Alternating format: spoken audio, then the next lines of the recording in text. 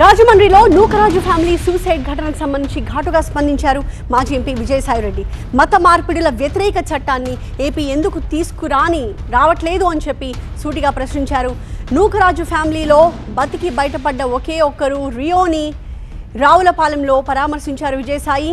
అతని చదువుకి భవిష్యత్తుకి అవసరమైన ఆర్థిక నైతిక బాధ్యత తాను తీసుకుంటాను అన్నారు. సాదిక్ కాజేసిన ఆస్తుల్ని బాబు కోసం రికవర్ చేస్తానన్నారు. నేను చేయగలిగినటువంటి ప్రతి ప్రయత్నము చేస్తాను. ఈ కుటుంబాన్ని ప్రొటెక్ట్ చేసేదానికి నేను ప్రయత్నిస్తాను. ఈ ఆస్తులన్నింటినీ ఏదైతే సాదిక్ లాక్కున్నాడో కొన్ని కోట్ల రూపాయలు విలువైనటువంటి ఆస్తుల్ని తిరిగి తీసుకొచ్చేదానికి నా వంతు కృషి నేను చేస్తానని, రియాన్షికి సంబంధించి భవిష్యత్తులో విద్యకు సంబంధించి ఏ ఖర్చైనా కూడా మేము భరిస్తాము అన్నటువంటి విషయాన్ని భాస్కర్ రెడ్డి గారికి కూడా చెప్పడం జరిగింది. ఇది నిలబెట్టుకుంటామని అనేటటువంటి విషయంతో నేను ముగిస్తా ఉన్నాను. సాదిక్ లాంటి వాడికి యూపీ తరహా ట్రీట్మెంట్ ఉండాలి అన్నారు విజయసాయి. కూటమి ప్రభుత్వం పట్టించుకోవడం లేదంటూ నిప్పులు చెరిగారు. మత మార్పిడులకు వ్యతిరేకంగా ఎందుకు బిల్లు తీసుకురారు అని ప్రశ్నించారు ఆయన. సాదిక్ లాంటి వాళ్ళు రాష్ట్రంలో ఇంకా ఎంతో మంది ఉన్నారన్నారు విజయసాయి. తాను పెట్టబోయే పార్టీతో అధికారంలోకి వచ్చిన తర్వాత దీనిపై ఒక బిల్ తీసుకొస్తామని చెప్పారు.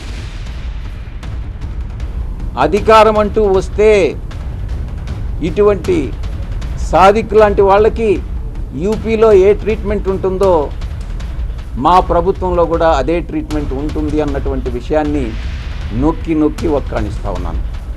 ఎటువంటి పరిస్థితుల్లో రౌడీజం కానీ, రేపులు కానీ, లేకుంటే ఇంకొక సంఘ వ్యతిరేక కార్యక్రమాలు ఏది కూడా సహించేది లేదు. నేను మళ్ళీ లాస్ట్గా చివరిగా చంద్రబాబు నాయుడు గారిని ఒకటే అడుగుతా ఉన్నా. మీకు 162 సీట్లు ఉన్నాయి, 175 సీట్లకి మూడింట 2 మెజారిటీ ఉంది, 2/3 మెజారిటీ ఉంది. మిగతా అన్ని రాష్ట్రాల్లో మాదిరిగా మీరు యాంటీ రిలీజియస్ కన్వర్షన్ బిల్ అని అనేటటువంటిది ఎందుకు తీసుకురావడం లేదు చంద్రబాబు గారు అని నేను క్వశ్చన్ చేస్తా ఉన్నా.